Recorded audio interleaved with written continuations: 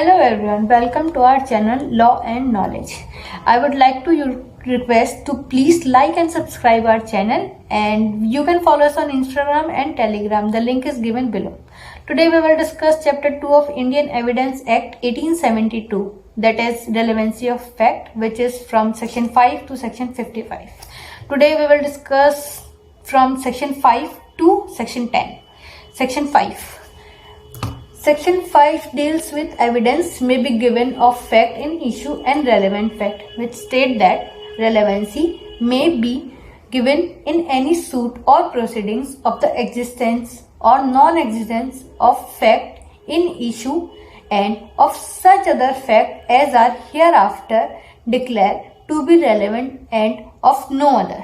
इसमें ये बोला गया है कि अगर हमें किसी भी फैक्ट का एविडेंस देना हो किसी भी सूट या प्रोसीडिंग्स के अंदर, तो हम सिर्फ fact in issue or relevant fact का ही दे सकते हैं. रेलेवेंट फैक्ट जो कि हम सेक्शन 6 से सेक्शन 55 तक डिस्कस करेंगे, सिर्फ उन्हीं का ही हम लोग दे सकते हैं एविडेंस, ना कि किसी और का. Now explanation. This section shall not enable any person to give evidence of a fact which he is disentitled to prove by any provision of the law for the time being in force relating to civil procedure. इसमें यह बोला गया है कि अगर किसी भी person को डिसएंटाइटल किया गया है एविडेंस देने के लिए या प्रूफ करने के लिए किसी भी सिविल प्रोसीजर के प्रोविजन में, तो वो पर्सन इस सेक्शन में भी डिसएंटाइटल है एविडेंस देने के लिए. Now we will further move to section 6. Section 6 deals with relevancy of fact forming part of same transaction. It states that fact which, though not in issue, are so connected with a fact in issue as to form part of the same transaction are relevant, whether they occurred at the same time and place or at different time and place. इसमें ये बोला गया है कि अगर fact, कोई भी fact जो कि इन इशू का पार्ट नहीं है लेकिन वो इतने ज्यादा एक दूसरे से कनेक्टेड है कि वो एक सेम ट्रांजैक्शन फॉर्म कर रहे हैं, तो वो रेलेवेंट होंगे, चाहे वो एक सेम टाइम या सेम प्लेस पर आकर हुए हों या डिफरेंट टाइम या डिफरेंट प्लेस पर आकर हुए हों. इसको हम डॉक्ट्राइन ऑफ रेट गेस्टे भी बोलते हैं, और इसमें बोला जाता है कि जो भी हम स्टेटमेंट दे रहे हैं वो स्पॉन्टेनियस होना चाहिए, ना कि कोई इंटरवल हो जाए. मतलब जो ऑफेंस कमिट हुआ है और जो स्टेटमेंट दिए गए हैं उनमें कोई इंटरवल नहीं होना चाहिए, नहीं तो वो रेलेवेंट नहीं माने जाते हैं. इसका हम एग्जांपल के लिए देख सकते हैं उत्तम Singh versus state of MP. इस केस में क्या होता है, जो चाइल्ड होता है और उसका फादर होता है वो एक साथ सो रहे होते हैं. तो चाइल्ड है वो अचानक से एक साउंड से उठ जाता है. वो साउंड होती है कि जो उसके फादर होते हैं उसको एक्स से मारा जाता है, तो उस साउंड से वो उठ जाता है. तो वो हेल्प के लिए अपने सिस्टर और मदर और नेबर्स को हेल्प के लिए चिल्लाता है. तो उसी टाइम पे वो लोग आ जाते हैं, तो और वो लोग जो मर्डरर होता है उसको भागते हुए देखते हैं. तो जो स्टेटमेंट्स चाइल्ड ने दिए थे और जो अदर पर्सन्स ने दिए थे वो कोर्ट ने रेलेवेंट माना था. बोला था कि क्योंकि ये स्पॉन्टेनियस था, इनमें कोई इंटरवल नहीं था, इसलिए ये जो भी स्टेटमेंट्स है वो रेलेवेंट है. Now we will move to further section 7.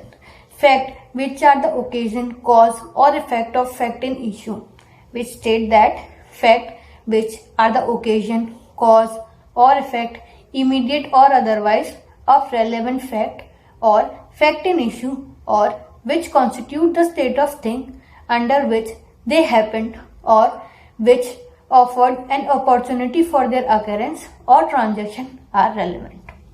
इसमें बोला गया है कि फैक्ट है जो कि occasion, cause, effect, opportunity, state of thing ये सब बताते हैं, तो वो सारे के सारे फैक्ट्स रेलेवेंट होते हैं. ओके, नाउ हम जो भी इसमें चीजें बताई है हम उसको अलग अलग पढ़ते हैं. First occasion. ओकेजन को हम एक केस से, एक के एग्जाम्पल से समझ सकते हैं. Art versus Richardson. इसके अंदर क्या होता है, जो कि गर्ल डिजीज थी वो अपने कॉटेज के अंदर अकेली थी जब उसका मर्डर हुआ. तो जो सिचुएशन थी अकेले होने की उसको हम रेलेवेंट मानेंगे. क्यों? क्योंकि ये ओकेजन को क्रिएट करती है मर्डर के लिए. कि अब जैसे जो मर्डरर है उसको पता है कि वो अकेली है, तो ये ओकेजन क्रिएट कर रही है मर्डर के लिए कि ठीक है ये अकेली है, तो और ये जो सिचुएशन थी ये रेलेवेंट मानी जाएगी. Now cause. कोई भी अगर एक्ट होता है तो उसका इफेक्ट, पर्टिकुलर इफेक्ट, तो ये हमें ये बताता है कि वो पर्टिकुलर एक्ट क्यों हुआ, ये कॉज हमें ये बताएगा। तो वो कॉज जो बताता है वो फैक्ट, वो भी हमारा रेलेवेंट माना जाएगा। इफेक्ट, जो भी कोई भी एक्ट होता है वो बताता है कि उसका क्या इफेक्ट है, ठीक है। जैसे और वो भी रेलेवेंट माना जाता है। से फॉर एग्जांपल, अगर कोई एक पर्सन है, उसकी डेथ होती है, और अगर हमें ये जानना है कि वो उसने सुसाइड किया था या फिर उसका मर्डर हुआ है, तो जो भी इंसिडेंट है उसके आसपास और इंसिडेंट का क्या इफेक्ट है आया है, उससे हम जान सकते हैं कि उस पर्सन की डेथ सुसाइड है या फिर मर्डर है।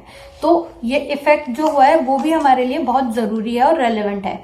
Next, opportunity. अपॉर्चुनिटी को हम जो इलस्ट्रेशन ए है हम उससे समझ सकते हैं, जो कि बोलता है the question is whether A rob B, the fact that shortly before the robbery B went to a fair with money in his possession and that he showed it or mentioned the fact that he had it to third person are relevant। इसमें बोला गया है जो B person होता है उसके पास पैसे होते हैं और वो फेयर में जा रहा होता है किसी थर्ड पर्सन के पास में साथ, और जो थर्ड पर्सन और वो बी होता है वो थर्ड पर्सन को दिखाता भी है कि ये मेरे पास पैसे हैं और हम साथ चल रहे हैं। तो जो ए होता है, ए के पास अभी एक अपॉर्चुनिटी है कि बी के पास पैसे हैं और अब वो उससे चुरा सकता है। तो ये अपॉर्चुनिटी और वो जो थर्ड पर्सन को दिखाई गई है, ये सब सारी चीजें उसके पास पैसे हैं, ये रेलेवेंट मानी जाएगी किसी भी एविडेंस को देने के लिए। Now further, state of thing. State of thing को हम समझने के लिए केस ले सकते हैं रेटन वर्सेस रेजिनम। इसके अंदर क्या होता है, जो अक्यूज होता है वो प्रोसिक्यूट किया जाता है किस लिए, कि उसने अपनी वाइफ को शूट किया है, और वो ये डिफेंस लेता है कि ये जो एक्सीडेंट, ये जो भी उसकी वाइफ का हुआ है वो एक्सीडेंट था, ना कि मैंने उसे मारा है। और लेकिन जो भी, और ये फैक्ट बताए गए कि जो अक्यूज था वो अपनी वाइफ से खुश नहीं था और उसका एक अदर विमेन के साथ में अफेयर चल रहा था। तो ये सारी चीजें हैं, ये स्टेट ऑफ थिंग को कॉन्स्टिट्यूट करती है, और जो शूट जो, और ये बताता है कि उसके पास रीजन था, क्या था, कि वो शूट क्यों करना चाहता अपनी वाइफ को। Now we will move further to section 8। Section 8, motive, preparation and previous or subsequent conduct. Any fact is relevant which shows or constitute a motive or preparation for any fact in issue or relevant fact. इसमें ये बोला गया है कोई भी fact है वो relevant है, जो कि क्या करता है, शो करता है या फिर कॉन्स्टिट्यूट कर रहा है किस चीज को, मोटिव को और प्रिपरेशन को। तो वो सारी चीजें वो रेलेवेंट मानी जाएगी। सिर्फ अगर हम मोटिव का एग्जांपल ले तो हम मान सकते हैं, जैसे एक मदर होती है, ओके, एक पर्सन है, वो उसने अपनी मदर को मार दिया। क्यों? क्योंकि जो उसकी मदर के मरने के बाद जो भी उसकी प्रॉपर्टी आएगी वो उसके सन को आएगी। ओके, तो उसके पास एक मोटिव है कि अगर मैं अपनी माँ को मार देता हूं तो जो प्रॉपर्टी है वो वापस मुझे मिल जाएगी। ओके, इससे, और ये जो मोटिव है ये रेलेवेंट है कि क्यों उसने मारा, क्या रीजन था उस पर्टिकुलर एक्ट को करने का। Okay, further, the conduct of any party or of any agent to any party to any suit or proceeding in reference to such suit or proceedings or in reference to any fact in issue therein of relevant thereto, and the conduct of any person an offence against whom is the subject of any proceedings is relevant if such conduct influence or is influenced by any act in issue or relevant fact, and further it was previous और subsequent thereto। इसको हम दो parts में divide कर सकते हैं। जो conduct है उसको हम दो पार्ट्स में डिवाइड कर सकते हैं। पहला कंडक्ट किनका, कोई भी पार्टी का जो कि किसी सूट या प्रोसीडिंग्स की है और उनके एजेंट का। उसमें बोला गया अगर कोई भी कंडक्ट है किसी भी पार्टी का जो कि सूट या प्रोसीडिंग्स के हैं और उनके एजेंट है, तो वो जो कंडक्ट उन्होंने किया है वो भी रेलेवेंट माना जाएगा। और सेकेंड है कंडक्ट ऑफ पर्सन, जिसके अगेंस्ट में वो एक्ट हुआ है, लाइक इंजर्ड पर्सन और विक्टिम, उसके अगेंस्ट में जो भी उसने, जो इंजर्ड पर्सन है या फिर विक्टिम है, जो भी उसने कंडक्ट किया है वो भी रेलेवेंट होगा।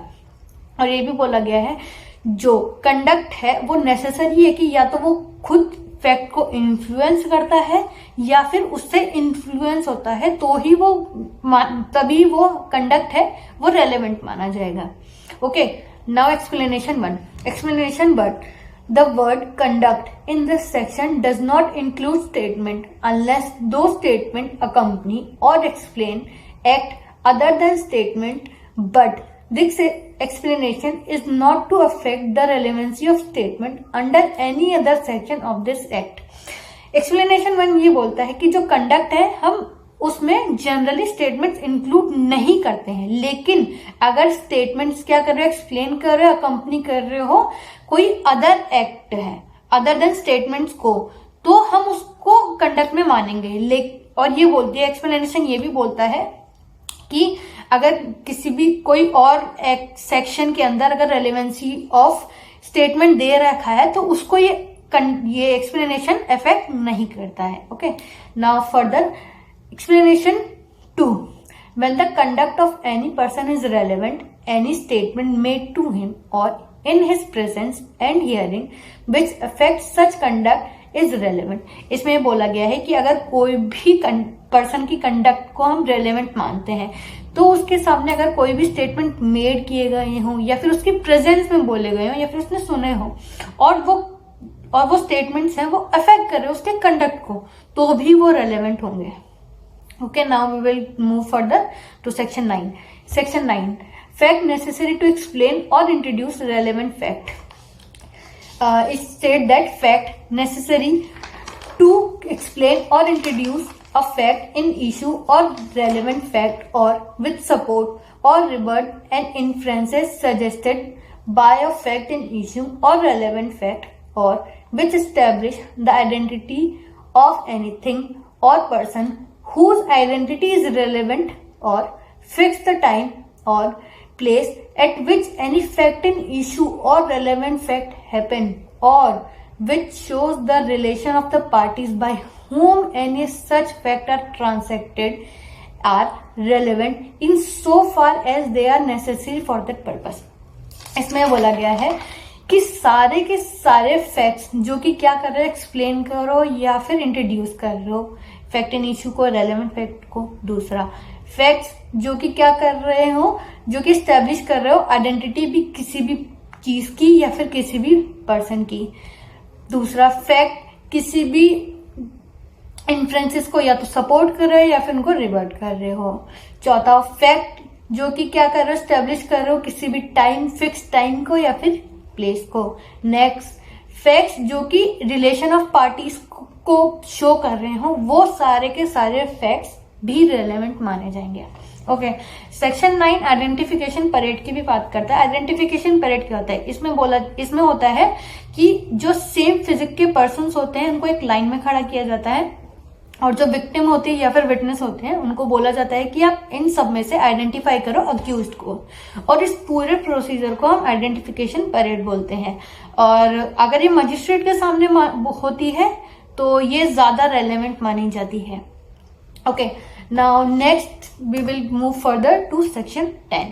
Section 10, things said or done by conspirator in reference to common design where there is reasonable ground to believe that two or more persons have conspired together to commit an offense or an actionable wrong, anything said, done or written by any one of such person in reference to their common intention after the time when such intention was first entertained by any one of them is a relevant fact as against each of the person believed to be so conspired, as well as for the purpose of proving the existence of the conspiracy, as for the purpose of showing that any such person was a party to it। इसमें बोला गया है कि अगर हमें एक reasonable ground है हमारे पास ये बिलीव करने के लिए दो या दो पर्सन से ज्यादा कोई भी पर्सन है कॉन्स्पायर कर रहे किस चीज के लिए, एक ऑफेंस को कमिट करने के लिए। ओके, तो फिर जो भी वो लोग स्टेटमेंट देते हैं या फिर कोई एक्ट डन करते हैं या फिर वो लोग कुछ रिटर्न में करते हैं किसके लिए, कॉमन इंटेंशन के लिए, तो जो भी वो लोग काम करते हैं, वो स्टेटमेंट्स या फिर जो भी काम करते हैं या फिर रिटर्न में देते हैं, वो सारी की सारी चीजें रेलेवेंट मानी जाएगी। ओके, क्यों, किस चीज, दो पर्पस के लिए। पहला, एक तो वो ये जो भी स्टेटमेंट्स होंगे वो एक दूसरे के उसके अगेंस्ट में भी रेलेवेंट माने जाएंगे, और दूसरा वो एस्टैब्लिश करेंगे कि वो जो कॉन्स्पिरेसी थी उनकी पार्टी थी। Okay, thank you.